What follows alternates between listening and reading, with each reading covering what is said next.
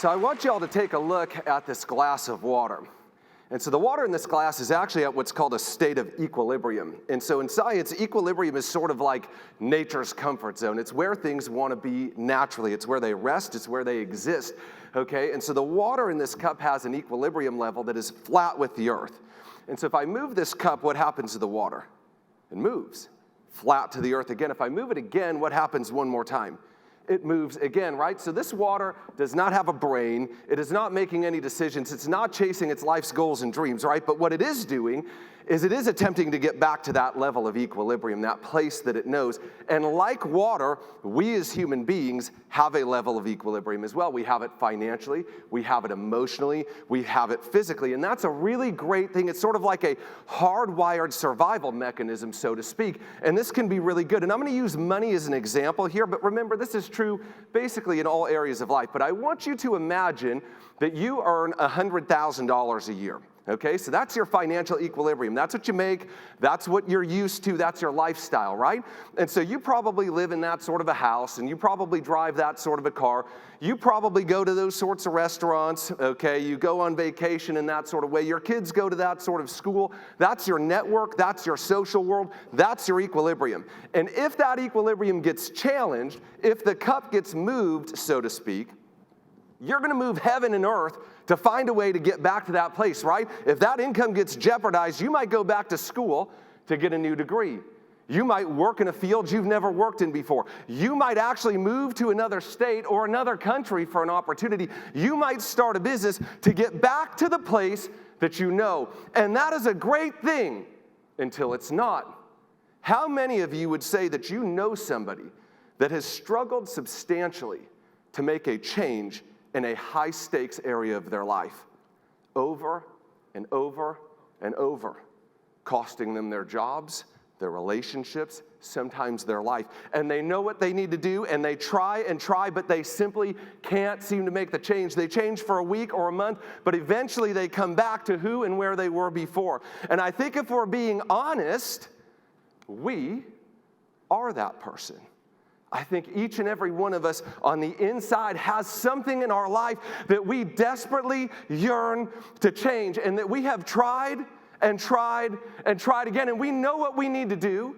We know what we need to stop. We know what we need to start, but we simply can't seem to get ourselves to do it. What's happening? Our equilibrium is pulling us back to the place that we know. See, the biggest gap in the world is the gap between knowing what to do and doing that thing.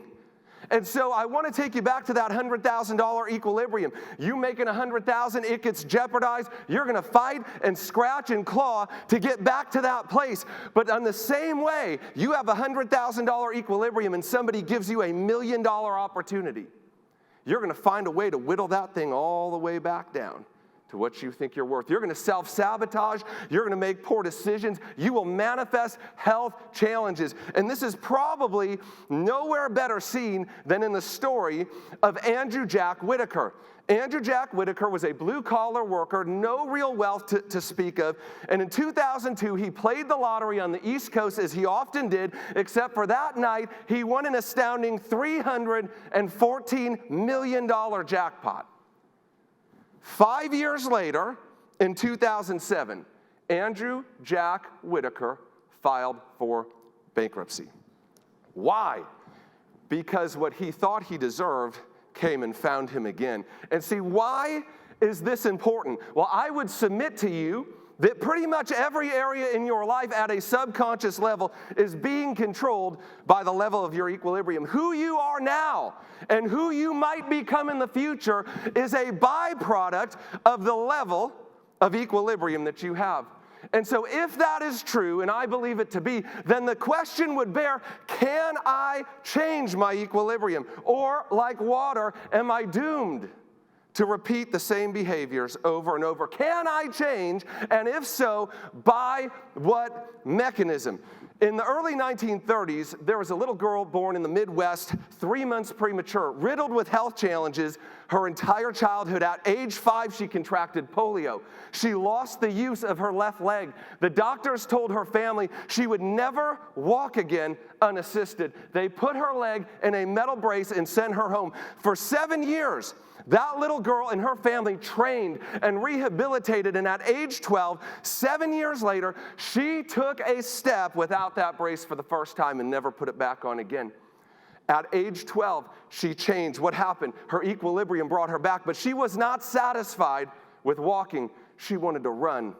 And so run she did, slowly at first, and then faster and faster and faster until 1960, when Wilma Rudolph won 3 Olympic gold medals. The media touted her as the fastest woman on the planet Earth. How did she go from never be able to walk unassisted again to the fastest person on the planet? Her equilibrium that brought her back to where she wanted to go, and then she reset it. Can our equilibriums change? The answer is unequivocally yes. By what mechanism? It's a 2-part process. Step 1 is we've got to recognize. What do we need to recognize? We need to recognize that there's nothing wrong with you. There's nothing wrong with us. In fact, it's something that's right with us that has kept us stuck, that has not been under our control until now. So many of us, we feel less than. We feel like there's something wrong, like maybe it's not for us, like maybe that dream wasn't meant to be, but that's not true. In fact, it's the opposite. It's exactly what you were supposed to do. And when you know that, you can walk in with the power to go into step number 2, which is you've got to re-level. See, we're always going to go back to where that equilibrium is, but we get to choose where it is. It doesn't have to stay where it is. And so we can re-level in 2 ways. Number 1 is we can refill. See, we can refill with better information. When we know better, we do better. Number 2 is we can refill with better relationships. When we surround ourselves with people who pour into us, our equilibrium can change. Number 3 is we can raise our standards. We can stop accepting the things of the past. See, we can pour in and we can change the level. The other thing that we can do is we can pour out the things that don't need to be there anymore. We can pour out the need for acceptance. We can pour out people-pleasing and performance addiction and doubt and fear and worry and guilt and shame and all the things that people said about us and all the things that we said to ourselves that just were not so. We can pour out the things that no longer serve us. And what I love about the power of equilibrium is it doesn't take 20 changes. Do you understand? When I fill this up one time, how many times? One time. That level is different. Everything has changed. You will never be the same. See, you don't need 20 steps. You don't need a 7-step process. You need the power of one.